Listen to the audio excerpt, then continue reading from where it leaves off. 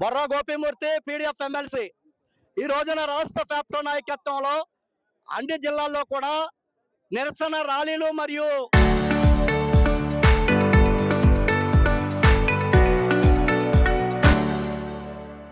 కలెక్టరేట్ల వద్ద మీటింగ్ అత్యంత విజయవంతంగా జరుగుతూ ఉంది.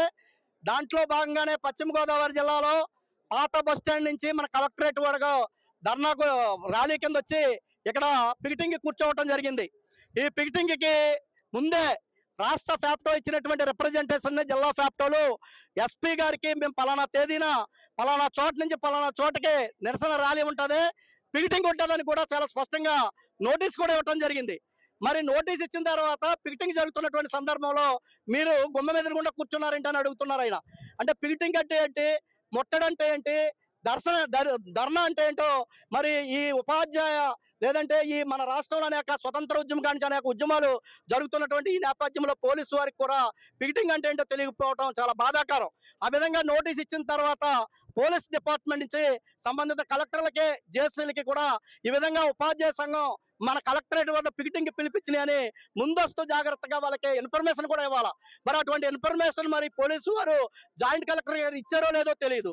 ఒకవేళ ఇవ్వకోకుండా ఆ విధంగా కలెక్టర్ గారు వచ్చుంటే అది పోలీసు వారు తప్పిదం అవుతుంది తప్ప ఈ ఫ్యాప్టో ఉద్యమాన్ని తప్పిదం కాదని చెప్పి కూడా మేము చాలా స్పష్టంగా తెలియజేస్తా ఉన్నాం.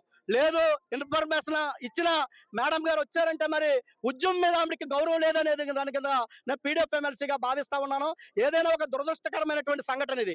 ఎందుకంటే ఒక సమాజాన్ని నిర్మించే ఉపాధ్యాయులు శాంతియుతంగా ర్యాలీ చేసి పికెటింగ్ శాంతియుతంగా చేస్తున్నటువంటి ఈ సందర్భంలో ఆ విధంగా వచ్చి కొంతమంది మీ మీద కేసులు పెడతాం, మీ మీద ఎఫ్ఐఆర్లు పెడతాం అంటే ఎఫ్ఐఆర్లకి కేసులకి కోర్టులకి భయపడే ఉద్యమం కాదు ఈ రాష్ట్ర ఉపాధ్యాయ ఉద్యమం.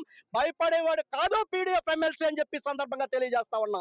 మీరు కేసులు పెడితే ఇప్పటికే నా మీద అనేక ఉద్యమ కేసులు ఉన్నాయి. అనేక సందర్భాల్లో నేను కోర్టులకు వెళ్ళినటువంటి నేపథ్యం, నేను ఉపాధ్యాయ వృత్తిలో ఉండగానే అనేక ఉద్యమాలు అరెస్టులైనటువంటి నేపథ్యంలో ఉద్యమాల ద్వారా వచ్చినటువంటి ఎమ్మెల్సీని పోరాటాలకు అండగా ఉంటాను. పోలీసులు బెదిరిస్తేను ప్రభుత్వాలు బెదిరిస్తేనే లొంగిపోయే ఎమ్మెల్సీ కాదు పీడీఎఫ్ ఎమ్మెల్సీ అని చెప్పి ఈ సందర్భంగా తెలియజేస్తా ఉన్నాను.